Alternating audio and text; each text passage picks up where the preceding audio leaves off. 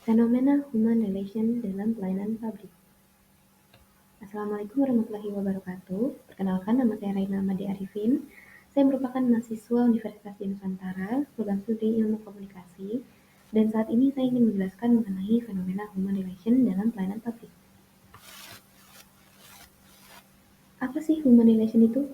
Human Relation merupakan suatu hubungan yang terjalin antara aparat pemerintah dengan masyarakat, di mana aparat pemerintah ini sebagai komunikator memperlakukan masyarakat secara manusiawi dan menciptakan suatu komunikasi yang penuh dengan keakraban, dengan didahului oleh pertukaran informasi tentang pelayanan yang mereka butuhkan. Pada intinya, hubungan manusia ini berusaha untuk mempromosikan hubungan yang positif dan produktif juga dalam konteks pribadi, profesional, dan masyarakat. Ini melibatkan pemahaman dan menghargai kompleksitas perilaku, emosi, motivasi manusia, dan menerapkan pemahaman itu untuk meningkatkan hubungan antara pribadi dan kesejahteraan secara keseluruhan. Kemudian penerapan human relation dalam pelayanan publik. Pengertian pelayanan umum atau pelayanan publik ini tidak terlepas dari masalah kepentingan umum. Kepentingan umum dengan pelayanan umum saling berkaitan. Pelayanan publik dalam perkembangan lebih lanjut dapat juga timbul karena adanya kewajiban sebagai suatu proses penyelenggaraan kegiatan organisasi. Konsep pelayanan publik mengacu pada upaya pemerintah atau badan pelayanan publik dalam menyediakan layanan yang bertujuan untuk memenuhi kebutuhan dan kepentingan masyarakat secara luas. Pelayanan publik adalah bagian integral dari fungsi pemerintah dalam menjalankan tugasnya untuk kepentingan masyarakat dan mendorong kesejahteraan sosial. Beberapa konsep yang relevan dalam pelayanan publik termasuk yang pertama ada kepentingan publik, yang kedua kualitas layanan, yang ketiga aksesibilitas, yang keempat partisipasi masyarakat, yang kelima transparansi dan akuntabilitas, dan yang terakhir ada efisiensi dan inovasi. Hubungan antar manusia atau human relation dalam lembaga pemerintahan ini merupakan hal yang paling penting untuk merupakan bagian dari jembatan antara pegawai dengan sesama pegawai maupun pegawai dengan pimpinan. Dengan demikian, yang terpenting dalam mewujudkan human relation adalah bagaimana kita memahami hakikat manusia dan kemanusiaan serta bagaimana kita mampu menerima orang lain di luar diri kita dengan apa adanya agar tercipta suasana kerja yang harmonis dan baik yang dapat meningkatkan semangat kerja yang nantinya akan mempengaruhi juga hasil pekerjaannya. Maka dari itu, disinilah fungsi dan peranan seseorang pemimpin dalam membangun hubungan yang baik antar pegawai maupun pegawai dan pegawai dengan pimpinan agar tercipta sebuah tim serta dapat meningkatkan kinerja pegawai. Adanya nilai-nilai human relation yang diterapkan oleh pemerintahan kelurahan ini dalam pemberian layanan kepada masyarakat akan menjadikan sebuah masyarakat lebih mengerti dan akan menyesuaikan diri secara ikhlas tanpa emosi. Selain itu, pelayanan publik akan semakin efektif dan berkualitas yang pada gilirannya akan melahirkan dampak positif untuk masyarakat.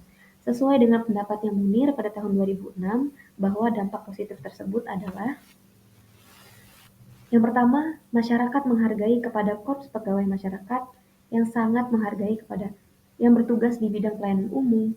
Mereka tidak memandang remeh dan mencemooh korps itu dan tidak pula berperilaku sombong. Masyarakat patuh terhadap aturan-aturan layanan masyarakat, terdorong memenuhi aturan dengan penuh kesadaran tanpa prasangka buruk, sehingga lambat laun dapat berbentuk sistem pengendalian diri yang akan sangat efektif dalam ketertiban perperintahan dan bernegara.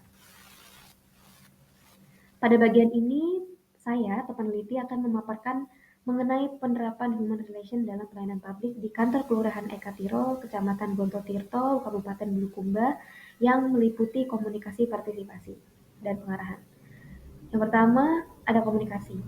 Komunikasi merupakan sesuatu yang paling mudah dilakukan dalam penerapan human relation dan hampir pada setiap komunikasi tidak ada hambatan yang menyertainya. Hal ini dikarenakan kebanyakan komunikasi hanya menyampaikan informasi tanpa adanya perdebatan yang dalam selain itu, komunikasi pun bisa dilakukan dengan formal maupun dengan informal.